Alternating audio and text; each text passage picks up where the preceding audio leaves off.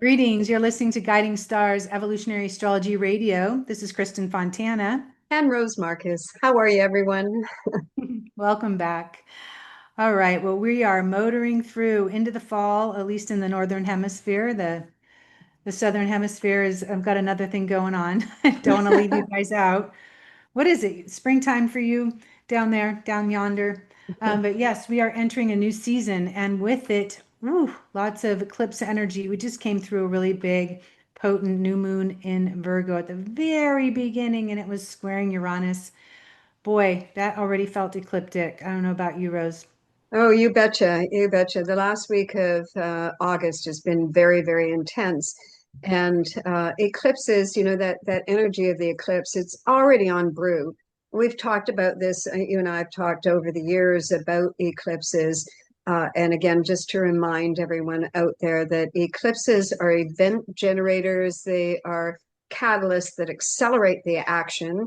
And they are very potent. They can produce something on the event date, on the date when they actually happen, but they have a potency that extends over a period of time, pre the eclipse and post the eclipse, right? So we generally look about a month beforehand to see that energizing and intensification of energies, right? And so we're all already feeling this one. And just to remind people out there about eclipses, that eclipses happen in seasons. This is our second season of 2025. It's spring and fall. And we generally have about 4 to 6 eclipses over the course of a year. We can have 6, we can sometimes have 7, we can have that, but on average, it's 4 or 5, something along that line. And this particular year for 2025, both lunar eclipses. We have a lunar eclipse on the 7th of September, and it is a total lunar eclipse. And the one in the spring was also a total lunar eclipse. The solar eclipse that takes place on the 21st of September is a partial solar eclipse, and both of the solar eclipses of the year were both partial as well, too. So a lunar eclipse is a full moon. A full moon brings things to a culminating point. It's something that's already on brew, and it comes to a peak during the full moon. So usually, what happens at that time is it's something on brew that you may not be fully aware of, and when the full moon happens, it illuminates, or it comes up to the surface, or it rises. And the nature of eclipses always produce some surprise or some unexpected thing. A solar eclipse is a new moon, and more potent new moon, and that is a new cycle starting. During a solar eclipse, something ends, so something can begin, and we see that happen in a more dynamic way. Yes. And another thing too is that we can watch our life unfold for the next 6 months relative to the events that are going on during the eclipse. The themes that are prevalent will be very much focused on whatever is occurring for you during the eclipse. It'll take sometimes 6 months to work some of that out. And a really big shift, honestly, I didn't even write about this in my recent forecast because too much was going on. But although I've written about it plenty already, is Saturn retrograding back into Pisces on September 1st. And so, Pisces is this energy that we're going to be swimming through during the eclipse. And then you put Saturn, which is our reality, the structural nature of time, reality in Pisces, and things can feel very wavy. They can feel uncertain. And so it is a time between now and the next 6 months, although Saturn won't come back into Aries until February, and then won't move in front of Neptune until February 20th. So it's really between now and I would say at least until then, but by March, for sure, early March of next year, that I think it's important to just allow some space, some grace, some time. Even if I think it's an important time too, if things are feeling dramatic and there are endings that you're experiencing in some way, to allow yourself time to move through and into the next chapter. Don't feel like you have to control outcomes or know exactly how things are supposed to be, because there might be something better waiting for you behind another door. I love that space and grace. Yeah, I like That's that one. perfect. Yeah, and we're going to get to this, and we'll show you a couple of charts in a bit as well too. But I just wanted to underscore what you said about an eclipse. 6 month ish. That September 21st solar eclipse. That's kind of a double statement on that because that eclipse is opposing Saturn, which is backed into Pisces, and it doesn't come forward until that February date and forward. So we're covering territory that, the Saturn's covering territory that it already did, and it's taking time to get back to that. So that's a perfect demonstration of how the eclipses work, right? Yes, Yeah. exactly. And just to remind on a technical level as well too, eclipses, new moons and full moons, that is they happen based on the planes that they're on and relationship to the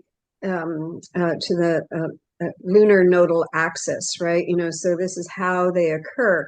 So we're always going to find the sun and the moon, whether it is a new moon, that'll be sun and moon conjunct, or full moon, sun and moon apart, in relationship to the lunar nodes, the south node, the north node, in some capacity. And I won't go into the whole big to do with them, but this is for this reason. There tends to be a sense of fate or destiny or karmic unfolding, karmic thresholds and so on that are connected to these eclipses, that sense of fate or destiny coming in that you may fully recognize, as like, wow, this is something beyond the ordinary Mhm. circumstances, right? It's so interesting to have this total lunar eclipse so close to the north, transiting north node, which is a Mhm. future. You think about Pisces, it's a 12th house, it's the last sign of the zodiac. And you think about the lunar or the full moon eclipse being this total finishing kind of energy, but yet it's conjunct the north node, your future. It almost seems antithetical. You'd think it'd be on the south node culminating that, but now we have 2 weeks later a new moon eclipse on the south node. So it does feel so, there's so much transition. There are these gates, evolutionary gates that we speak of in our line of astrology, evolutionary astrology. They can feel like transitions in time and doors we must walk through, doors we must close, uh, doors not meant for us, and we come to know that they are not, whatever it might be. I mean, it's a very powerful time, and it's important to be clear, and it's important to not attach so much to the direction at times, because Pisces is asking us to let go, to surrender to larger forces that see better than we do at times. Absolutely. And the idea of surrender and release, the lunar eclipse on the north node, a point of release, when you let go, when Mhm. you're trying to push your agenda forward, right? You're trying to push your agenda forward. If you haven't allowed for the natural course to take place, the potential for whatever your agenda is to be realized, it doesn't have the same kind of success ratio or the same kind of attainment if you are allowing. With Pisces, it's about integrating the whole, right? So if I'm operating in my own bubble and I want this to happen and I want that to happen, I'm not factoring into my equation all the variables, and that's Pisces. As we move along, potentials, potentials are always on brew. This Saturn return to Pisces. Saturn is retrograde, right? And as of September 1st, is backing into Pisces, and it will be retrograde for a little bit here. I've forgotten exactly. Is it November? Retrograde till November in Pisces, but of course continuing in Pisces till February. Um, Saturn retrograde in Pisces, any retrograde influence, especially you think of retrograde Pisces in particular, any planet that is retrograde in Pisces. Pisces is about the variables, it's about all of the various potentials. And when Saturn is retrograde in Pisces, it's going to focus in on the potentials that are most ripe and ready to surface. This is the whole Saturn transit. And I've said this in previous presentations as well, too, is that Saturn in Pisces is a dissolving energy, right? It's dissolving a reality base. It's dissolving our sense of ideals, how we're projecting and creating from there. And as the dissolving process is going, continuing, what is happening is that as those layers peel away, that which is on brew and is now starting to be ready and ripe for its time is right moment is now surfacing. Saturn is the archetype of time. So what you have with Saturn in Pisces is potentials that are timed, right? Potentials that are timed. We've gone through 2 years of Saturn in Pisces. Now we're just finishing up 2.5-year transit of Saturn in a sign.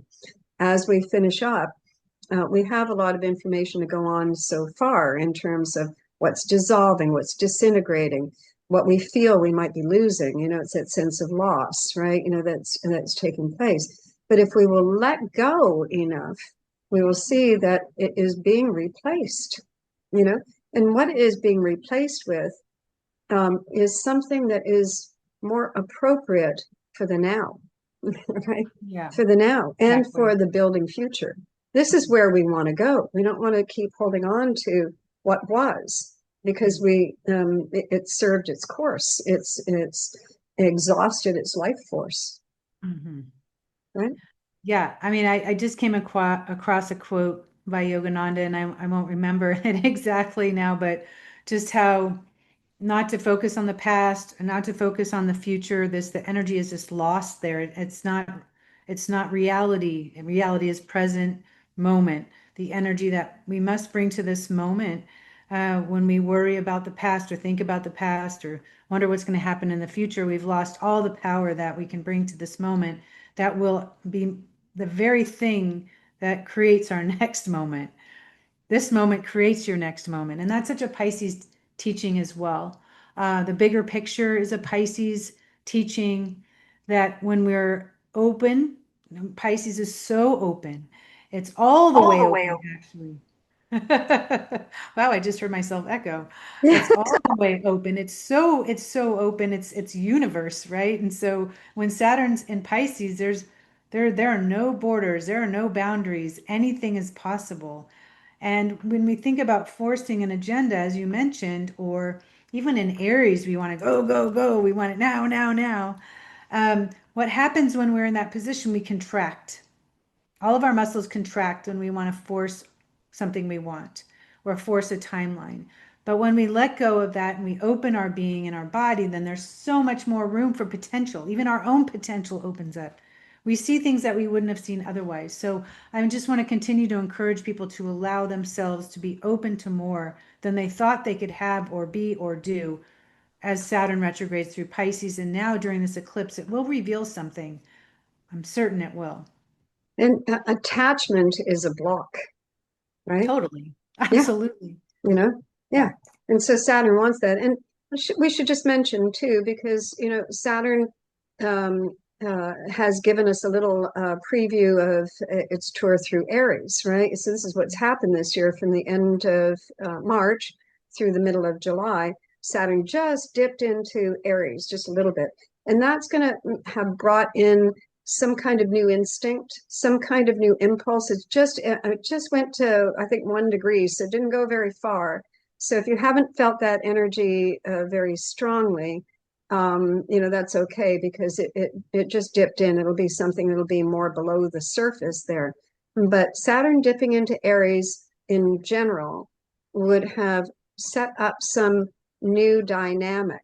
And now that Saturn is retrograde and backing into Pisces, it's about sourcing from that point. We're going back into the Pisces archetype, but we have it's like a painting. We've added a color here with that Saturn and Aries, right? We've added that, and that's going to shift again that research that Saturn and Pisces is doing to source whatever the the ultimate potential is, right? Because Pisces is all about the ultimate, right? And so we have to allow time, Saturn, time. I always say that time is a resource, right? Absolutely. Yeah, you know, You know, I feel like too, whenever I'm working on a project, and I am working on a really big one right now, and I think to myself, wow, um, if I had tried to make this happen a year ago, I would have missed all of this other information. Like there are all these realizations that just start to come in during a Saturn and Pisces experience when it comes filtering in from other realms, other places, dream states, and honestly, your imagination. I remember Jeffrey Green, when he was teaching, would talk about imagination in this way. And I love that. Imagination is not, it's not random, and it's not even, it doesn't come from thought even. It's actually coming from the soul, something that the soul is idealizing that they want. You're imagining a better world or imagining a better outcome, but your imagination is a very powerful tool as it relates to manifestation as well. And it's free to imagine. And so we want to give ourselves that freedom and that flow to be able to pull from any place or any color to bring to that canvas, right? I mean, there's a myriad of opportunities under this transit. And so with the eclipse, I feel like if somebody's not going down the right road or energizing the right thing, then that could be a time when you're reminded that you need to move in another direction. Or it could be something where you are rewarded for going down that path. What's the upside of that to you? um, To the eclipse. the eclipse. I'm sorry, I just was just kind of losing my train of thought there because I wanted to point out that we've got the Saturn turning retrograde on September 1st, and on September 5th we have Uranus stationing retrograde in the sign of Gemini. All of the outer planets this year have gone into new signs and back again. But with Saturn, well, Saturn's already retrograde, but with Uranus retrograde, it makes all the outer planets outside of Jupiter retrograde now for the next couple of months, right? So the retrograde patterns are prevalent. And this is interesting, with those two outer planets at the start of the month, Saturn reverting backwards, already retrograde, and Uranus going retrograde. And then we have Mercury and Mars in action this month. On the 2nd, we have Mercury moving into Virgo, and then we have some strong Mars aspects in this first week. So it's interesting that the outer planets are pulling back to allow the personal planets to go forward, right? Yeah. So this is an interesting time, and all that sets up over the first week of September. It's something happening every day till we get to the 7th, which is that lunar eclipse, right? So I'll say that the momentum is set there, and I think that there's been, here we are in the northern hemisphere too, so we're into summertime, and there's a sense of wanting to play a bit more, relax a bit more, and so on. We want to do that, and we get to Virgo month, and it's time to get back to work and get back to school and so on. And I think a lot of people have been waiting to launch, so to speak. And I just had a client write me and go like, "Oh, I've been waiting for this to happen. Like, when's it going to happen, right?" And I think we're going to see right now. You might be sitting there with a tension that's in the stars from that new moon, but you might be waiting to launch. And I think that with these eclipses, we're going to snap, right? I got to share something. This is too good. Just yesterday, I think it was, I was watching, I love soccer, of course. I was watching the Premier League, and it's in England. I think Arsenal is playing, and they have this 15-year-old kid on the team. And it was making me think of the outer planets are kind of pulling back to let those faster movers step in. So here's this 15-year-old kid coming on me. I mean, it's the Premier League, like the best league in the world. And they're throwing him in. It's the second or third game, and they're up 4-0. So they're going to throw in this superstar 15-year-old. And the first time he takes the ball, he's running down the flank, and he's fast. He's fast. But this left back on the other team, the defender, just swipes the ball from him. I'm like, whoa, that was a wake up call. That 15-year-old just got taken by someone at least 10 years his senior. And then, wow, he was just unfazed by this, unfazed, like so much confidence. He just came back, took the ball, just felt like this Mars, all these like faster planets, moving planets, the younger brothers to the older planets. And he just made a move on the same guy, cut in, takes the shot on goal. He didn't score, but I was like, wow, I just love the confidence. And it just made me think about your example right there. But Um, that's a perfect kind of demonstration of exactly that. Mercury and Mars, they're both like new energies right now. So like right. give the new guy a chance. Yeah, exactly. So maybe what's the new guy in your life, Rose? Like what's the new guy in someone else's life? Is it an idea you have? Is it a desire you have that you haven't tried? And I mean, what is it? Yeah. Well, and with Mars, Mars is, you know, is instinct and impulse, right? And as we always talk from the evolutionary perspective, this is where the soul is programming those new instincts and impulses, right? And so this is experiential with Mars. This is now. I wasn't thinking about it 2 minutes ago, but I'm thinking about it now. Like I'm out the door with a key in the hand, right? Definitely. Right? Yeah. Yeah. And I think that with the tension in the stars, with that new moon square Uranus that we've just coming through, and a Venus Pluto opposition at the end of August here, and so on. Anxiety, anxiety, anxiety. Oh, And yeah, anxiety totally. crowds, doesn't it? It It really does. crowds all the rest of the emotions, right? So to find a relief there, someplace where you can stop thinking. I think about these retrograde planets, Saturn and Pisces and all this, and we say like give more space to breathe. But maybe the advice is to stop asking the question, what is it, where is it, when is it? you know, Yeah. and to just stop that kind of chatter that's going on and allow. I was watching a video of somebody the other day. It was an Inuit elder, and they were Oh, talking about how he had come into his work, and he had been talking about being a child, and how the elders, he was asking questions, and what the elders were saying was, you want the answer, listen. mm. you know and he Was learned that, to listen, mm. and in that listening he got all the answers. Was that in a North of North episode? I was just I saying, know, I I wonder. just heard that same thing in a North of North episode. Yeah. Same thing from that part of the world. I mean, different parts of the world, the elders are respected, right? More so. Right. And we can learn a lot from them or remember the way things, were and need to be again. Hmm. I wanted to share something too. My daughter just came to visit. She's got an early degree, early degree Virgo energy. So that new moon squaring Uranus, and she was driving from California to Oregon, and we had this electric storm happening, lightning, thunder in the middle of summer. And she said, I mean, she was an hour from home coming over the pass. It's dark now, lightning everywhere, calling me, panicking.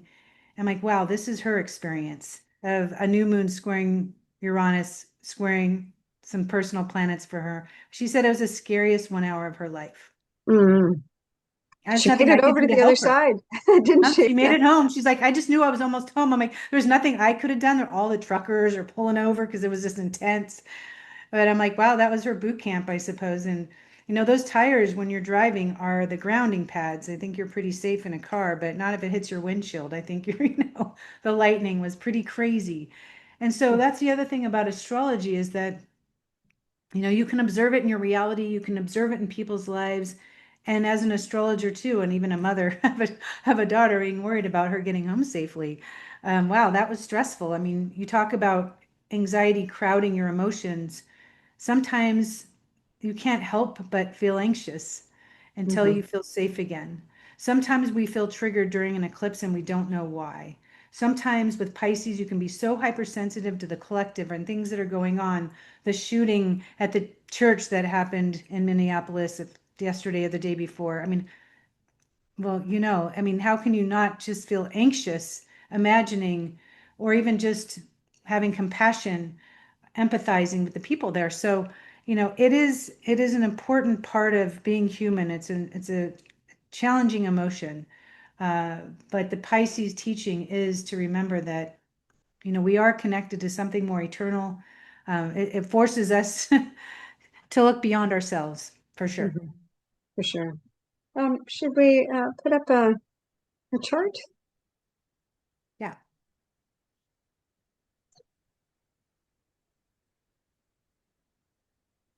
Maybe September 4th. All right, so I think we've talked about this already, Saturn retrograde. Yeah. And this is a list which you can stop the video and you can write down the list of the planets that are moving forward. Mercury enters Virgo on September 2nd, and I don't see it on the list here. I think it's September 18 that Mercury will move into Libra. So missing that, but Mercury is always a fast mover, a couple of weeks, 2-3 weeks. And on September 13, Mercury and the Sun will connect, and that will start another 2-month process or 2-month cycle for Mercury in terms of the track that you might be on in terms of communication and connecting the dots for yourself and all of that stuff, relationship stuff. Uranus turns retrograde in Gemini on the 4th, and we've got Venus entering Virgo on the 19th, and up until Mars entering Scorpio on the 22nd, we have Venus and Mars in mutual reception. Mars is in Libra. Sorry.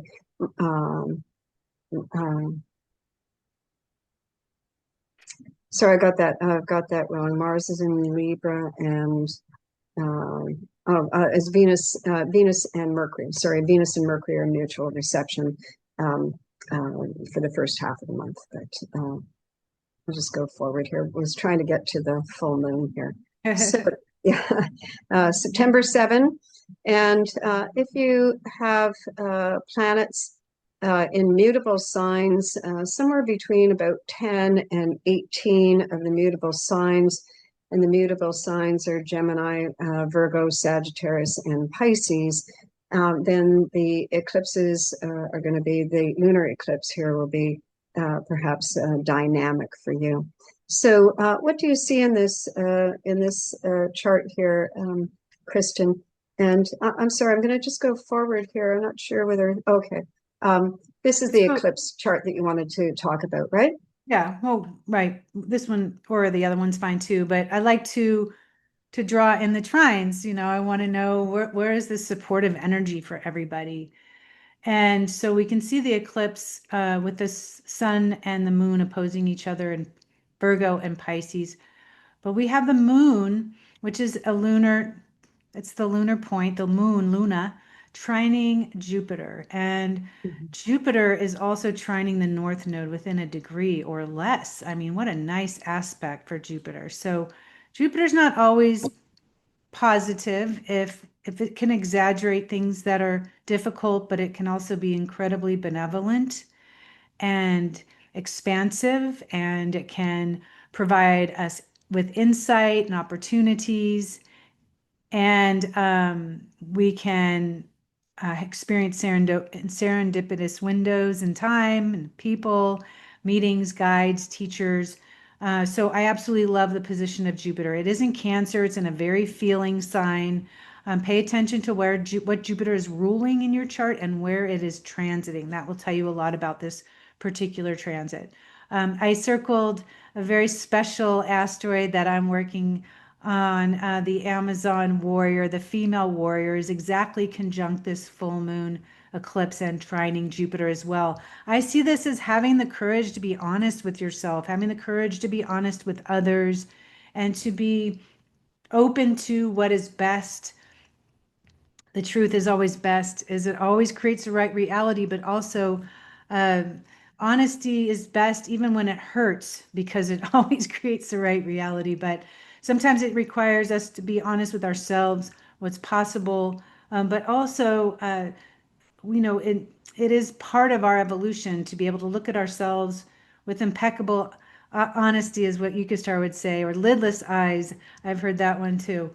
But more than anything, I feel this as being a very nurturing, potentially spiritual, mystical kind of energy, if that's what you're energizing in your life. It absolutely can elevate your own state of consciousness. But the Amazon in particular is really about courage and having the emotional courage to address the things that you need to that have made you fearful in the past or not had the confidence to challenge yourself with. So Amazon is all about that, accessing the courage within yourself or praying for that courage to do what you know you must. Hmm. That's very interesting. The feminine courage is interesting, considering that Mars is in the sign of Libra, which is, a feminine sign. And I wanted to point out that for this eclipse, and well, and what I'm looking at is the Mars square Jupiter. So this is just taken place. Mars has surpassed a first quarter square to Jupiter. And I talked about this just a little bit earlier here about listening, right? And Mars in Libra, it's about observing and listening and being receptive, right? So I think that Jupiter in Cancer, that's an emotional planetary position that is about tapping into your own essential needs. The Cancer archetype, what will nurture and nourish me the best? What are my safety concerns? Where do I feel safe? Where do I need to be more consistent in terms of how I'm responding? And I think that this Saturn Jupiter is going to be a trigger for listening inwardly. And Jupiter in Cancer is a very empathic archetype, and in this case I think it's being empathic towards yourself, right? You might feel very attuned to the needs of others, and especially Jupiter in Cancer, that could have to do with family, if we're looking at this particular chart. But it's wherever it's falling in your chart, you're going to find that you have heightened sensitivity to whatever that emotional track is in terms of response. What do I need here? What's my comfort zone? What's going to nourish me here? What's going to make me feel safe and secure? And this Mars position here, I think, is bringing new information in. It's like new signals about, wow, I just heard something there that I didn't know was seated there, right? That's what I think that this transit is triggering. And I wanted to say that, again, when we're looking at an eclipse, it's the relationship that the sun and moon have to the nodes. And the nodal rulers are very important to watch whenever we're talking about nodes. So the Pisces signature here, Neptune has already surpassed nodal axis, the 18 degrees north node here. The nodes, remember that the nodes travel backwards. So the next thing, that 18 degrees is going to go 17 and so on, right? So the moon is conjunct the north node, which is that forward point or that future point. So the moon to the north node is oriented towards something new coming in, some kind of new sensory, but it's still in terms of a completion archetype, isn't it? Because that's a balsamic, the moon to this is a balsamic lunar eclipse. So there's something to finish off here. There's something to finish off. The ruler of the north node is Neptune. It's retrograde, but it's in new phase there. So it's in a new orientation here. So the moon is bringing in some new sense of what the ideals would be here, a new kind of opening that up a bit here. But this is perhaps again in terms of maybe I can let go of this. That might be a new impulse, right? I've been holding on to this, and I now feel that I could actually let go of this. And the sun in Virgo might be an awareness that that whatever it was that I thought was an ideal is not quite making the grade right now. So that would be the reason to let go of it, right? And the Mars Jupiter that I just talked about, just some new instinct came in here of what my essential needs are in relationship to whatever it is that wherever it is I find myself, whether that is a one-on-one relationship or whether it's a circumstance or an evaluation that I've been making on what's going to keep me safe, what's going to protect me, what's going to shelter me, and so forth, right? So it's very interesting. Also looking at the Mercury position, which is the ruler of the South Node. This is the 7th and the 13th, the Sun and Mercury conjunct for a superior conjunction. And this puts more objective awareness forward, and it's a 2-month process. Yeah, I mean, I've felt a lot of these themes with clients where they've just been driving something that they feel like they need to have in order to be happy or need to have before they move forward. And it's clear to me that these things aren't going to happen for them.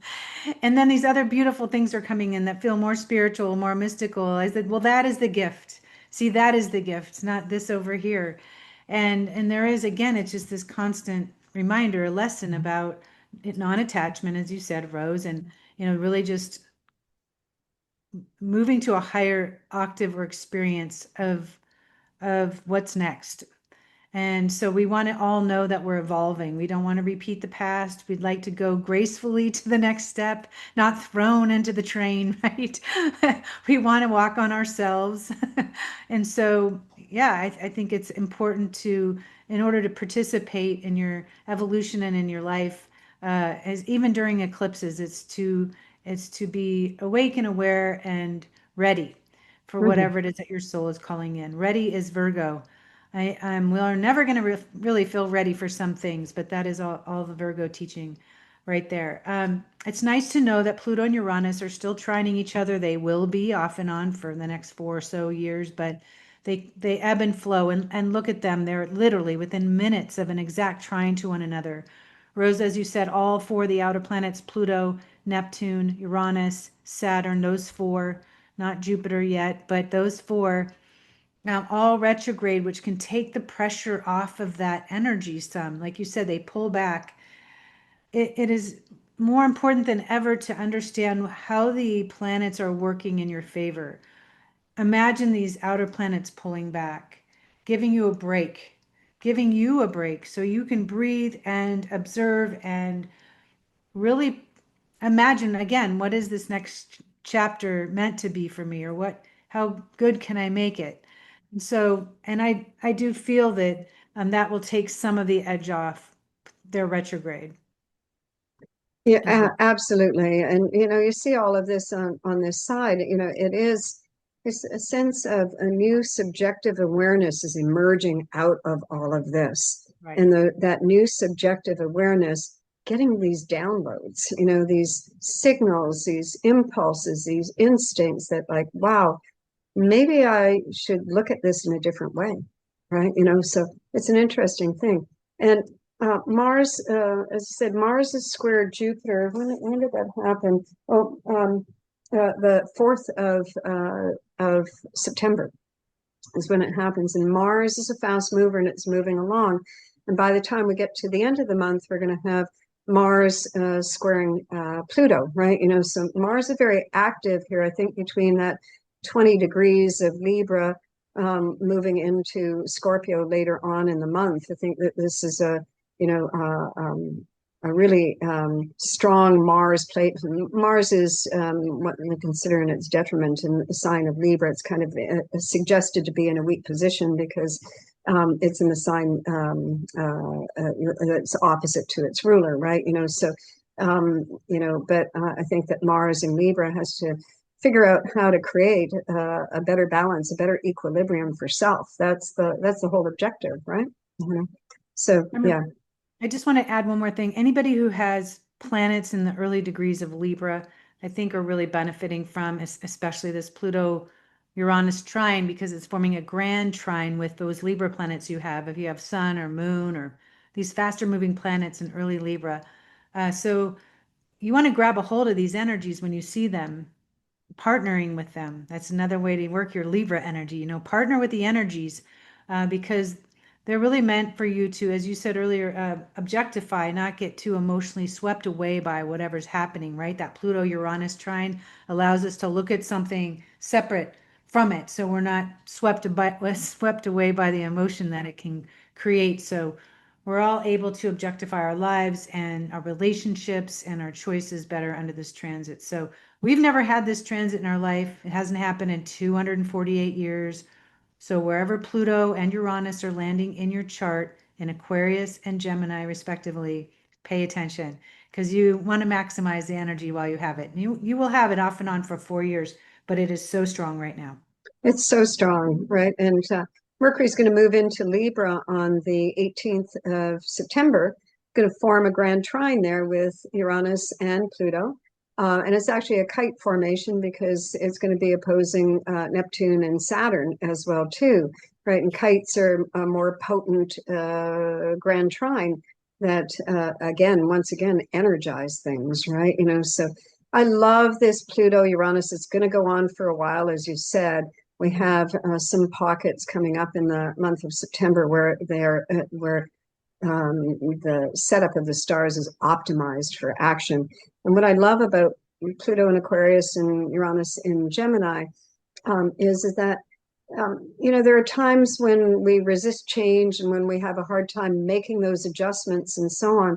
This Pluto Uranus moving, it's going to create rapid change for all of us at whatever level in our own individual lives. But as we move through, we're going to see that this is befitting. It is something that fits well for the moment and fits well for the intention for what I'm envisioning for myself next, right? And so I think that the ability to do that reinvention here, supported by Uranus and Pluto, that's great. So take Oh, yeah. advantage of that. This transit is good for the next couple of years, right? So if you are thinking that it's time to do that, undertake some big fundamental change, you have a couple of years to do it, but you might as well grab these transits while they are at peak, right? Definitely. One thing I just noticed, I'm so glad I saw it, the red marker is blocking Neptune's degree a little bit, but Neptune is at 1 Aries, Mm-hmm. and Neptune rules the moon in Pisces, the full moon in Pisces, rules Amazon in Pisces, rules the North Node in Pisces, rules Saturn in Pisces, and they're all retrograde. Look at all those. Even Amazon's retrograde, about recovering your courage, recovering your confidence, recovering your emotional power, to move a mountain or two. But Neptune rules all of that, and it's sextiling Uranus on one side and Pluto on the other. I could have drawn this little baby triangle there. Right. See if we Yeah. connect the two. I've done it before in other shows. I really love those triangles. You want to see it as the top of your kite. If is Saturn and Aries, excuse me, Neptune and Aries retrograde, and you think about the invisible realms, or you think about the dream world, that is Neptune. And it is leading the way. It is connecting with Pluto and Uranus. So you, in prayer and meditation, you surrender to that space and you ask, please guide me in how I can bring all that I am to this world and all that I have within me to actualize my life purpose or to manifest the love that I want, really just grab a hold of that Neptune and Aries. I think, there's still Aries energy. It's not all Pisces, but I do love those aspects to Pluto and Uranus from Neptune. And it's Um, not just a planet hanging out there. It's a ruler of this whole eclipse that's coming up. The holy eclipse, the Rose. How holy about eclipse. that's what we should call it? Holy um, eclipse. Kristin, what's this position right here? Oh, that's Isis. Yeah. Okay. Um, that was just there from another teaching. Another thing. Okay, very good. What have we got next? Oh, yeah, Oh, goodness. Oh, September 22.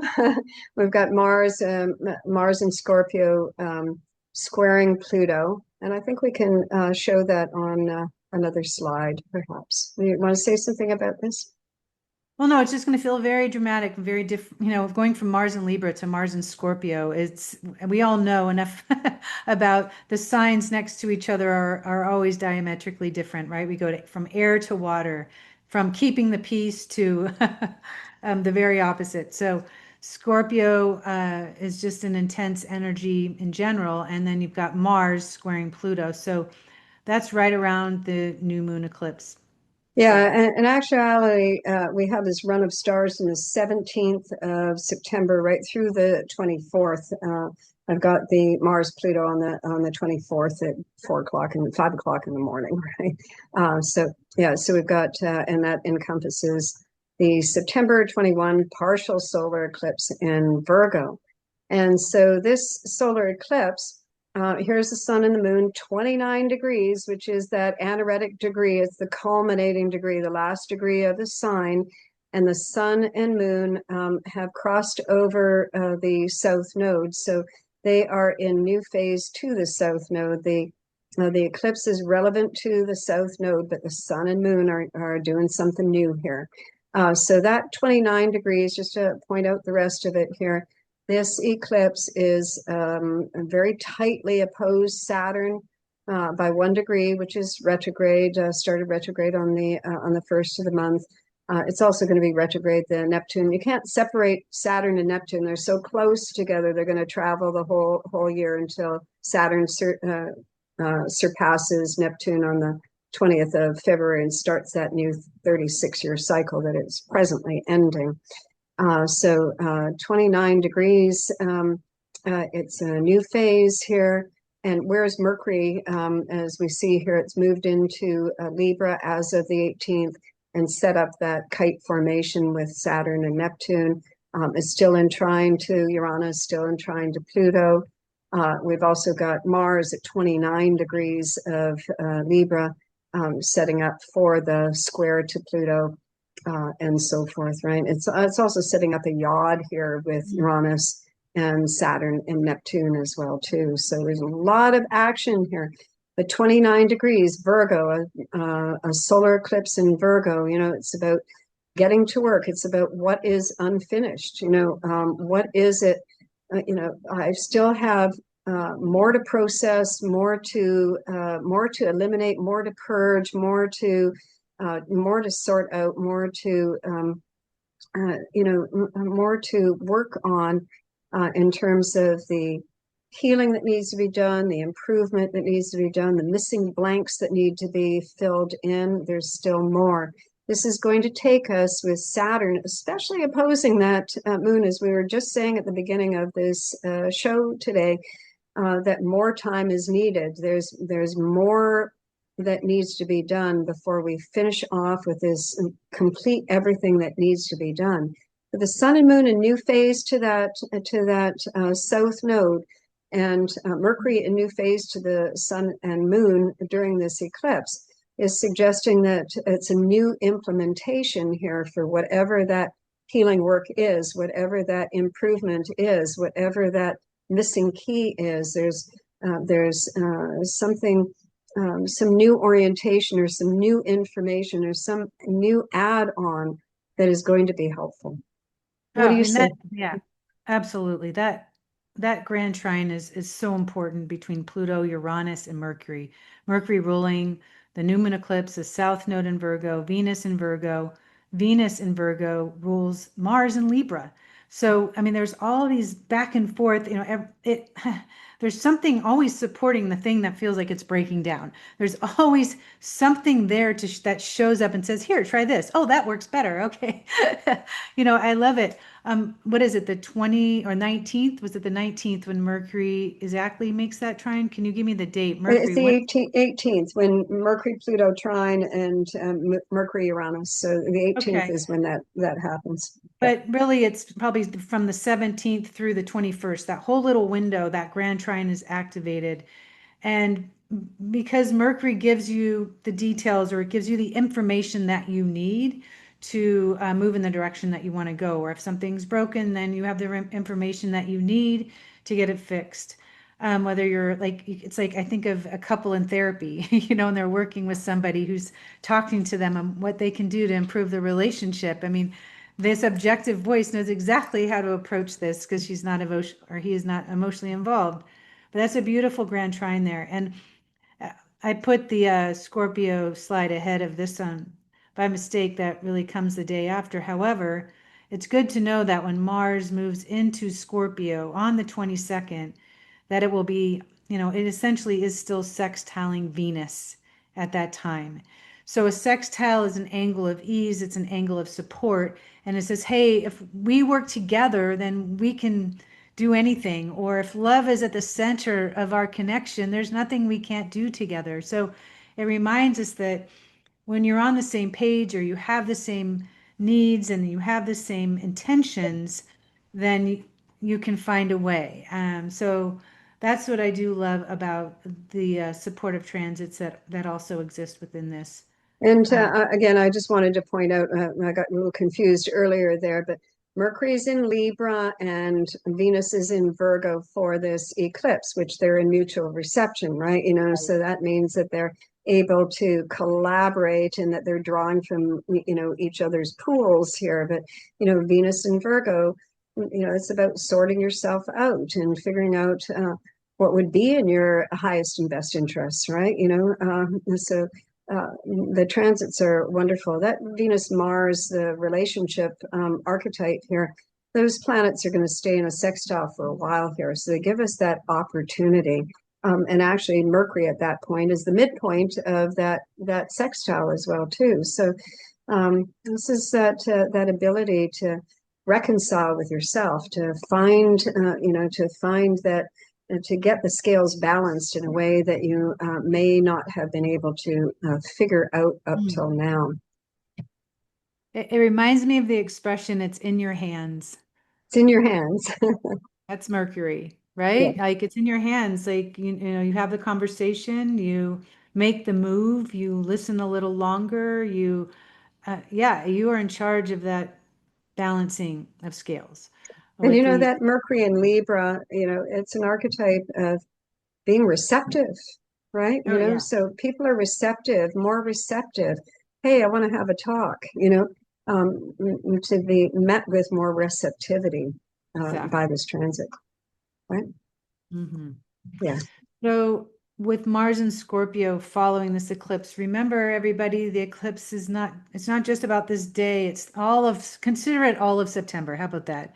And even right now, as we're gathering the end of August, it just progressively increases in volume, intensity. It's like a crescendo effect that occurs.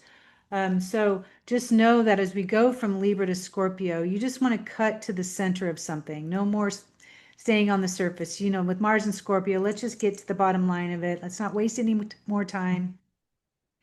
And so I, you know, would enjoy that for that reason. Oh, so I wanted to mention while Mars squares Pluto, it does sextile that Venus at the same time. This is how we understand the transits. And while Pluto is also trining Uranus at that time. So we always want to combine the energies to see what's offsetting any potential intensity. The Pluto square And Mars is very karmic and fated in nature. It's an intersection, and the Venus there will allow you to resolve it. absolutely. And remember that the Mars position to Pluto, that is a closing square, not an opening square or a last quarter square. You know, and this is Yeah. the last quarter square from the Dane Rudhyar work, Crises in Consciousness. You know, certainly there can be eventfulness that is triggering. And of course, that's an intense archetype here.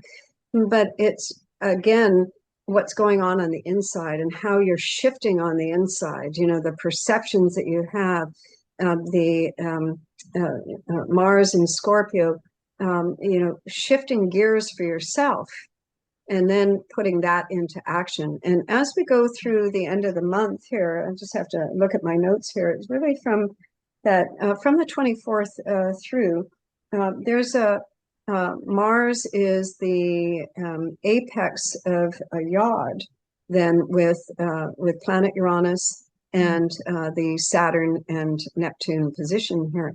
And that a yod, like the Mars is the action piece. Mars is acting, and it's the yod is calling for some adjustment. The 150-degree angle. This isn't an adjustment, right? So the adjustment angle with that is how do I make the adjustment, and how and it's an adjustment in terms of my action, but it also requires that I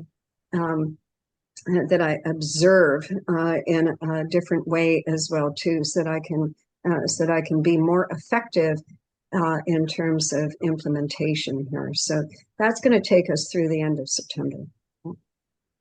Yeah. Yeah. What do we have next on this thing here? Oh, we're coming to the end. Yeah. What a beautiful slide. I love this. Oh, yeah, I do have a quote for everybody, but this is the Life Wisdom Teachings free live class on the 13th that you do need to register for. There is the website, jwgaea.org. There's Rose and I and some of our friends. It's going to be wonderful. I can't wait for that. And I'm going to read a little quote. So this is the prophetess Shalon Harkin. I've mentioned her book before. And I was reading in Transformation. I think, Uranus is the planet of transformation. Pluto is the planet of metamorphosis. But I do feel that eclipses can be very much about transformation for all of us. So transformation is the journey from fragment to wholeness. We must love freedom enough to embrace confinement. We must adore the ecstatic enough to integrate the mundane. We must be so inebriated with joy that we welcome all sorrow. We must be so desirous of wholeness that all our fragments reunite. We must yearn for home with such a yearning that our exiled pieces may return. We must love transcendence enough to allow the truth that transcendence is inclusive of all prior limitations. Your open heart remembers its brokenness. The blossom does not shun the bud. Beautiful. So if you need a good balm, this book always provides that, The Prophetess, The Return of the Prophet from the Voice of the Divine Feminine.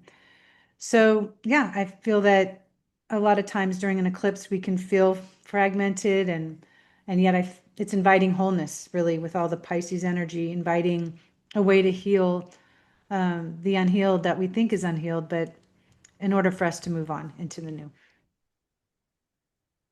Wonderful. Yeah, so September is going to be quite an intense month. The first 7 days are like off to the races. We go with the planetary energies, and then we've got that mid-month, as I said, about the 17th to the 24th, and then we've got more work to do as we come to the end of the month here. So the best you can do is to stay present in the moment, to do what you can, no matter how small it is, right? And I think that when we've got Virgo month, it's about clearing it away. It's about cleaning it up. It's about decluttering. And what is it that I could take off the to-do list, right? So the more space that you clear for yourself, the more opportunity you're going to have to be able to really pick up those downloads and then to take action on them. Yeah, excuse me, within it, the Jupiter and Cancer trining, the Pisces lineup is, you had said earlier in the show, Rose, and I mean, just remembering or finding the ways to nurture yourself. And I know that I look forward to the end of the day because I always will go and sit in front of my altar and light a candle. And it is such a peaceful time, a beautiful space that I've created for myself before I sleep so I can sleep well and pray for all the people and the things that I feel are important. And so I look forward to that every night. And there are other things I create in my day that I look forward to because work is always there, right? Work is always there for all of us. So just create a space for yourself to access more peace. And I highly recommend the different hertz frequencies, the sound healing music. That's another thing that would be very beneficial during the month of September. Some Mm-hmm. kind of healing, sound healing music during your meditations, even while you sleep. I've had to put some on before sleep. It's just incredibly peaceful, beautiful, balancing, very balancing right now. So those are my recommendations, and keep life simple, right, Rose? Yeah, absolutely. Yeah. Seek some grace for yourself. Yeah. All right. Well, we'll be back. We'll be back next month. And we look forward to seeing you on the 13th. Whoever can make it to that and join us for that wonderful gathering. And until next time, namaste to you.